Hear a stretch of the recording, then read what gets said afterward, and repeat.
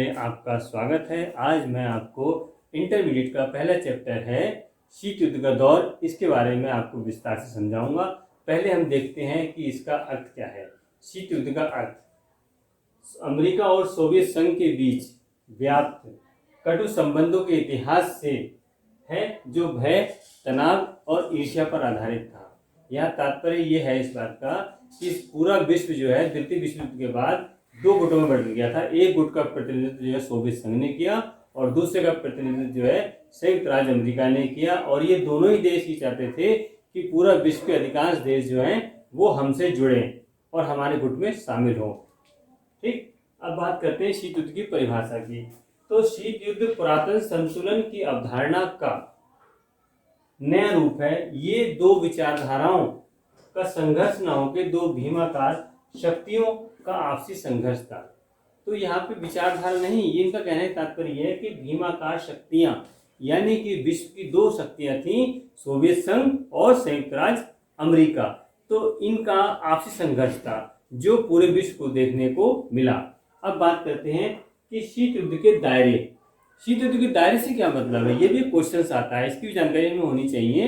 तो शीत युद्ध का दायरा ऐसा क्षेत्र जहां विरोधी गुटों में बटे देशों के मध्य संकट के अवसर तो आते हैं लेकिन युद्ध नहीं होता, केवल इसके होने की आशंका बनी रहती है। तो कहने का तात्पर्य यह है कि पूरे विश्व की जो दो गुट बने हुआ था, सोवियत संघ और अमेरिका, और इन दोनों के देशों के बीच में जो देश आ रहे थे, तो उन देशों को भी यही लगता था कि कब कौन सा युद्ध हो जाए, और युद्ध की आशंका बनी रहती थी लेकिन युद्ध हुआ नहीं। तो ये शीत युद्ध के दायरे में आता है। अब हम पढ़ेंगे कि शीत युद्ध का प्रभाव क्या है। ठीक है, क्या क्या प्रभाव हुए पूरे विश्व पर, इस पर चर्चा करेंगे। तो पहले हम ये देखते हैं नंबर 1 पे, विश्व दो गुटों में बटा, यानी कि पूरा विश्व जो है वो दो गुटों में बटा। पहला गुट सोवियत संघ का रहा और दूसरा संयुक्त राज्य अमेरिका का, यानी कि पूरा विश्व जो है वो दो गुटों में बटा, एक सोवियत संघ और दूसरा संयुक्त राज्य अमेरिका के बीच में। ठीक है, और इन लोगों का एक ही मकसद था कि अधिक से अधिक देशों को अपने क्षेत्र में लाना, अपने प्रभाव में लाना। ठीक, अब बात करते हैं नंबर 2, सैनिक गठबंधन। सैनिक गठबंधन का मतलब ये हुआ कि जब इन लोगों को ये लगा कि हमें अपनी ताकत बढ़ानी चाहिए, तो सबसे पहले अमेरिका ने, ये देखिए गुट, अमेरिकी गुट ने नाटो की स्थापना करी। नाटो की 4 अप्रैल 1949 में। कब करी? 4 अप्रैल 1949 में। किसकी? नाटो की। 12 देशों ने मिलकर के एक संघ बनाया। उस संघ का मतलब ये था कि अगर किसी भी देश पे आक्रमण होता है तो हम सारे के सारे 12 देश मिलकर के उस देश की रक्षा करने के लिए वचनबद्ध होंगे। इसमें आपका अमेरिका, फ्रांस, ब्रिटेन वगैरह थे। ठीक, अब दूसरा संघ बनाया सीटो की स्थापना 1954 में हुई। तो इस सीटों का सेंस भी यही था कि हम सारे देश मिलकर के जो भी हम पे हमला करेगा या जो भी हमारी कोई दिक्कत आएगी तो हम सभी देशों की सेनाएं जो हैं मिल करके उसकी रक्षा करेंगी। जब अमेरिका ने नाटो और सीटो की स्थापना करी तो सोवियत संघ को घबराहट हुई, उसको बेचैनी हुई, उसको भय हुआ कि कहीं ऐसा ना हो ये लोग मिलकर के मुझ पर आक्रमण कर दें। तो उसने जो है वार्सा पैक्ट बनाया। कौन सा पैक्ट बनाया? वार्सा पैक्ट 1955 में बना, और इसका उद्देश्य था कि पोलैंड, पूर्वी जर्मनी, हंगरी, बुल्गारिया, चेकोस्लोवाकिया मिलकर के इन्होंने एक देश वो बनाया और ये कहा कि अगर हम पे हमला कोई करता है तो हम सारे देश मिलकर के उसकी रक्षा करने को वचनबद्ध हैं। इसमें सोवियत संघ भी शामिल था। अब जो है आगे आता है सेंटो की स्थापना 1955 में हुई। तो सेंटो सबसे पहले आया बगदाद सम्मेलन या बगदाद समझौता में इराक और तुर्की ने मिलकर के ये बनाया बगदाद समझौता। लेकिन 1959 में जो है वो इराक जो है उससे हट गया, और जब उससे हट गया तो उसके अंदर जो है पाकिस्तान, ईरान, ब्रिटेन और यूएसए शामिल हो गए। और जब ये शामिल हो गए तो उसके बाद ये ग्रुप बना सेंटो। कौन सा बना? सेंटो। तो सेंटो से सेंटर मध्य एशिया का जो क्षेत्र था तो उन लोगों की सेना बनी। इसका भी एक यही मतलब था। तो नंबर 2 पे था सैनिक गठबंधन। ठीक, तो इस तरीके से पूरा विश्व सैनिक गठबंधन में बंधा। अगला पॉइंट आता है निशस्त्रीकरण की असफलता। निशस्त्रीकरण की असफलता से मतलब ये है कि पूरे विश्व में जो है हथियारों की होड़ मच गई। हर किसी को ये डर लगने लगा कि कब कौन किस पे आक्रमण कर दे। तो अगर आपको ये डर लगेगा कि हम पर कोई आक्रमण करेगा तो आप इस सुरक्षा के लिए कुछ ना कुछ तो उपाय करेंगे ही। तो लोगों ने हथियारों को खरीदना शुरू करा, और हथियारों को खरीदने से तात्पर्य ये हुआ कि जो संयुक्त राष्ट्र संघ का जो प्रावधान था कि सशस्त्रीकरण को बढ़ावा नहीं मिले, और वो सशस्त्रीकरण को बढ़ावा मिलता चला गया। अगला पॉइंट आता है भय एवं संदेश का वातावरण। आपने सुना ही होगा कि जब नाटो, सीटो, सेंटो, वार्सा पैक्ट बन गए तो अब इन लोगों में ये घबराहट होने लगी कब कौन किस पे आक्रमण कर देगा। तो इस उद्देश्य से इन देशों के अंदर बेचैनी इतनी हो गई कि कोई किसी से सही तरीके से बात नहीं कर पाता। इन्हें ये लगता था कि कौन सा देश हम पे आक्रमण कर दे और कौन हम रक्षा के लिए अपनी क्या करेंगे। अगला पॉइंट आता है परमाणु युद्ध का भय। आपने देखा ही होगा, सुना ही होगा, देखा तो नहीं लेकिन सुना जरूर होगा कि नासा मतलब जापान के शहर है नागासाकी, और तो नागासाकी और हिरोशिमा, इन दोनों पर जो है अमेरिका ने बम बारी करी थी, यानी कि परमाणु बम भेजा फेंका था। तो वहां पर आज तक लोग वहां पर लू लगने पैदा होते हैं। तो इस युद्ध का भी यही भय रहा कि कहीं परमाणु हमले से द्वारा से हमला ना हो जाए, और किस देश पे होगा ये भी नहीं समझ में आया। अमेरिका को ये लगता था कहीं सोवियत संघ मुझ पर हमला ना कर दे, सोवियत संघ को ये लगता था कि अमेरिका मुझ पर हमला कर दे। अगला पॉइंट आता है अणु बम का रहस्य। अणु बम जो है परमाणु बम के बाद में जो है अणु बम जो है आपका संयुक्त राज्य अमेरिका ने बनाया, लेकिन इसकी जानकारी सोवियत संघ ने छुपा दी।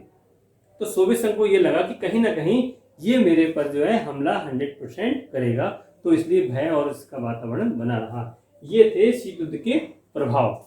ठीक है, अब नेक्स्ट पॉइंट में हम आपको बताएंगे कि शीत युद्ध के मतलब शीत युद्ध का जो हुआ उसको रोकने के क्या क्या उपाय हुए। शीत युद्ध के दौर में अब हम अगला पॉइंट देखेंगे कि जिस प्रकार से भय तनाव का माहौल था, तो उस माहौल को समाप्त करने में किन किन लोगों ने या किन किन संस्थाओं ने पहल करी। तो उसके लिए हम देखेंगे कि शीत युद्ध का दौर में चुनौती किस किस को मिली, किस प्रकार से मिली। तो पहला पॉइंट है साम्यवादी गठन में दरार।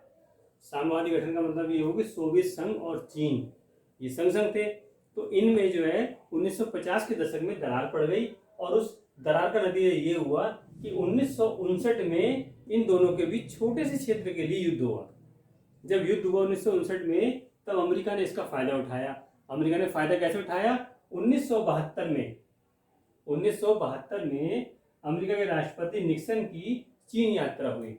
जब अमेरिका के राष्ट्रपति की चीन यात्रा हुई तो सोवियत संघ के अंदर जो है वो दरार पैदा होती चली गई, और सोवियत संघ और चीन के बीच दरार ये बढ़ती चली गई। अगला पॉइंट आता है आपका गुट निरपेक्ष आंदोलन। सबसे महत्वपूर्ण चीज है ये गुट निरपेक्ष आंदोलन। तो Jawaharlal Nehru, Joseph Broz Tito Yugoslavia के राष्ट्रपति, गमाल अब्दुल नासिर मिस्र के, सुकर्णो और बामे एनक्रुमा, ठीक है, तो इन लोगों ने मिलकर के ये सोचा कि भाई हमें इन दोनों गुटों में शामिल नहीं होना है, तो हम अपने एक अलग गुट बनाएंगे। क्योंकि ये अधिकतर देश जो है उस समय आज़ाद हुए थे, तो इनका सेंस ये था कि हमें दोनों देशों की आवश्यकता पड़ेगी, यानी कि दोनों गुटों की आवश्यकता पड़ेगी, सोवियत संघ की भी और संयुक्त राज्य अमेरिका की भी, क्योंकि कुछ टेक्नोलॉजी अमेरिका के पास थी और कुछ सोवियत संघ के पास। तो इस प्रकार उन्होंने एक नया गुट बनाया, उसका नाम रखा गुट निरपेक्ष आंदोलन। तो 1955 में बार्डूंग सम्मेलन किया गया। कौन सा सम्मेलन किया गया? बार्डूंग सम्मेलन। और उसके बाद में 1956 में इन लोगों ने एक सफल बैठक करी, और उसके पश्चात जो है 1961 में बेलग्रेड सम्मेलन हुआ, और इस प्रकार जो है उसमें 25 सदस्य देश शामिल हुए और गुट निरपेक्ष आंदोलन शुरू हो गया। और गुट निरपेक्ष आंदोलन का मुख्य उद्देश्य ये था कि हमें इन दोनों गुटों में शामिल नहीं होना है, हमें दोनों गुटों की आवश्यकता है, हम इनसे लड़ाई भी नहीं चाहते हैं, हम अपना अलग गुट बनाएंगे। अगला पॉइंट है नव आर्थिक व्यवस्था, मतलब नव अंतर्राष्ट्रीय आर्थिक व्यवस्था। इसके अंतर्गत जो है विकासशील देशों को खाद्य सामग्री उपलब्ध कराना। 1947 के पश्चात जो है बहुत से देश आजाद हुए, वो अपना विकास नहीं कर पाए, तो नव अंतर्राष्ट्रीय व्यवस्था के अंतर्गत ये प्रावधान करने का प्रयास किया गया कि जितने भी विकासशील देश हैं उनको खाद्य सामग्री उपलब्ध कराई जाए ताकि वहाँ भुखमरी पैदा ना हो। दूसरा, साधनों को विकसित देशों से, जितने भी साधन है, प्रोडक्ट हैं, विकसित देशों से विकासशील देशों में भेजा जाए, उनको भेजें। जैसे कि आप देखते हो कि भारत में कृषि के प्रकार और आप विदेशों में देखिए कृषि के यंत्रों के अंदर कितनी फर्क पड़ता है। तो उसी आधार पे वहाँ के जो नए नए प्रोडक्ट हैं वहाँ से विकासशील देशों की ओर भेजना, ठीक है। और वस्तु संबंधी समझौते हुए कि भाई विकासशील देशों का कैसे भला हो सकता है। अपना तो विकसित देशों तो अपना भला कर रखा है, लेकिन ये भला विकासशील देशों का कैसे हो, इस पर भी समझौते हुए। अगला, पुरानी परंपरावादी आर्थिक व्यवस्था के स्थान पर नई आर्थिक व्यवस्था अपनाई जाए। इससे मतलब ये है कि जो पुरानी परंपराएं थी, आपने देखा होगा ईस्ट इंडिया कंपनी भारत आई, भारत से कच्चे माल ले जाती थी और विदेशों में बनाती थी और बना के फिर इंडिया में ही महंगे महंगे बेचती थी। तो बोले इस परंपरा को खत्म किया जाए, ये परंपरा खत्म करके नई अंतर्राष्ट्रीय आर्थिक व्यवस्था को लागू किया जाए जिससे कि विकासशील देशों का भला हो सके। तो ये 3 पॉइंट ऐसे थे जो द्वितीय विश्व युद्ध को चुनौती मिली और ये आगे चल के सक्सेसफुल भी हुए। इस प्रकार से अब हमने देखा कि शीत युद्ध का दौर। अगला पॉइंट आपको बताते हैं। शीत युद्ध में अब हम ये देखेंगे कि नाभिकीय अप्रसार संधि 1968 क्या है, ठीक है। नाभिकीय अप्रसार संधि 1968, इसके अंतर्गत ये कहा गया कि परमाणु शस्त्र संपन्न राष्ट्र, परमाणु शस्त्र संपन्न राष्ट्र जैसे कि अमेरिका, ब्रिटेन, फ्रांस, ये देश परमाणु शस्त्र विहीन राष्ट्रों को परमाणु शस्त्र प्राप्त करने में सहायता नहीं करेंगे। ठीक, समझ में आई है। तो पहले कहने का मतलब ये हुआ कि जितने भी राष्ट्र हैं जिनके पास परमाणु शस्त्र हैं, वो जिन राष्ट्रों पे परमाणु शस्त्र नहीं हैं उन राष्ट्रों को परमाणु शस्त्र नहीं देंगे, ना ही उनको ये उपलब्ध कराएंगे। क्योंकि अगर हर किसी के पास परमाणु बम होगा, परमाणु शस्त्र होंगे, तो वो कभी भी किसी भी देश पर आक्रमण कर सकता है। तो इस संधि का मुख्य उद्देश्य ये था कि जिन लोगों के पास हथियार नहीं है उन्हें हथियार बनाने, हथियार की टेक्नोलॉजी ना दी जाए, ये स्पष्ट आदेश थे। ठीक, और संधि पर हस्ताक्षर करने वाले परमाणु शस्त्र विहीन राष्ट्र कोशिश भी नहीं करेंगे इसकी। जिन देशों ने इस पर हस्ताक्षर किए हैं उन्हें स्पष्ट आदेश था कि आपके पास हथियार नहीं है और आप हथियार नहीं बनाएंगे। कहीं आप अमेरिका से, किसी और देश से टेक्नोलॉजी लें, आपको ऐसा करने का बिल्कुल भी अधिकार नहीं है, क्योंकि इससे पूरे विश्व का विनाश हो सकता है। ठीक, हाँ, अगर आप, ये शर्त है, अगर आप असैनिक कार्य हेतु छूट चाहते हैं, जैसे आप ये कहें कि हमें परमाणु शस्त्र की ये संधि है, इसमें हम इस शस्त्र बनाने में इसका उपयोग नहीं करेंगे, हम दवाइयों में किसी और चीज़ बनाने के लिए इस्तेमाल करेंगे, यानी असैनिक कार्य। सैनिक कार्य में, असैनिक कार्य में अगर करते हैं तो आपके लिए ये छूट प्रदान की जाएगी, ठीक है, लेकिन शस्त्र बनाने में नहीं। और 5 मार्च 1970 पर 70 में ये संधि 25 वर्ष के लिए बढ़ाई गई थी।